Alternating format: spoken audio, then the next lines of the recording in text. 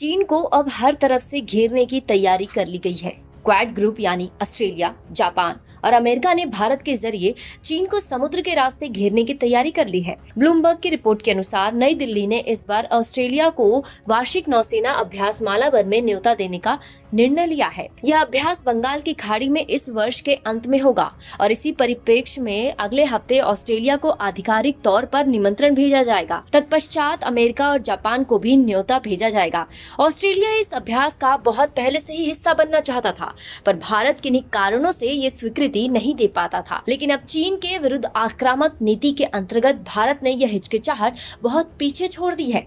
इसका कारण ये है कि चीन अब पहले से बहुत ज्यादा गुंडई दिखाने लगा है। क्वाड के हर सदस्य के साथ चीन की किसी न किसी प्रकार की दुश्मनी है। एलएसी पर भारत चीन के बीच अभी हाल ही में बहुत तनाव देखने को मिला था। तो वहीं जापान को चीन द्वारा जापान के सेंकाकू द्वीप पर दावे की समस्या से जूझना पड़ रहा है।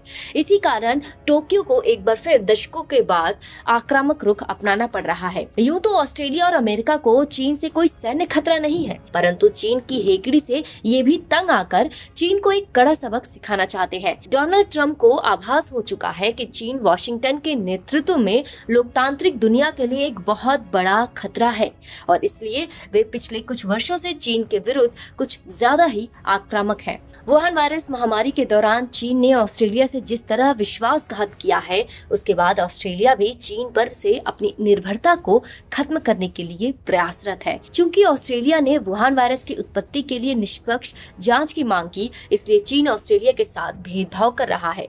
लेकिन इस युद्ध अभ्यास का लक्ष्य क्या है?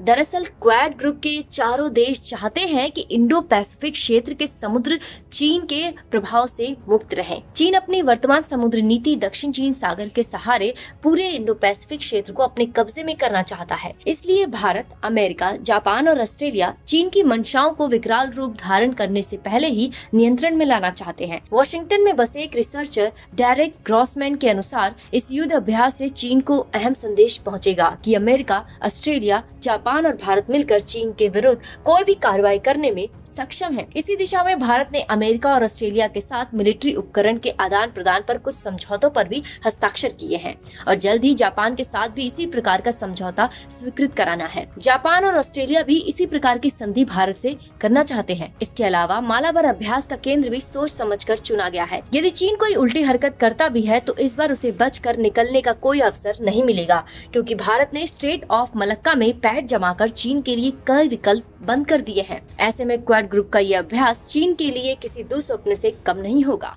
नमस्कार मित्रों, मेरा नाम है अतुल मिश्रा और मैं आशा करता हूं कि ये वीडियो आपको अच्छा लगा होगा।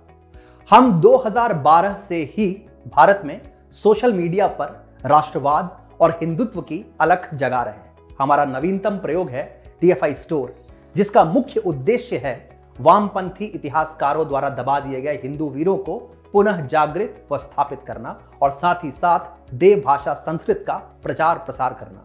आपके द्वारा खरीदे गए टी-शर्ट्स, मोबाइल कवर्स, पोस्टर्स इत्यादि द्वारा प्राप्त धन हमें इस युद्ध को आगे बढ़ाने में सशक्त करेगा। इससे जुड़ी सारी जानकारी वीडियो के डिस्क्रिप्शन सेक्शन में है।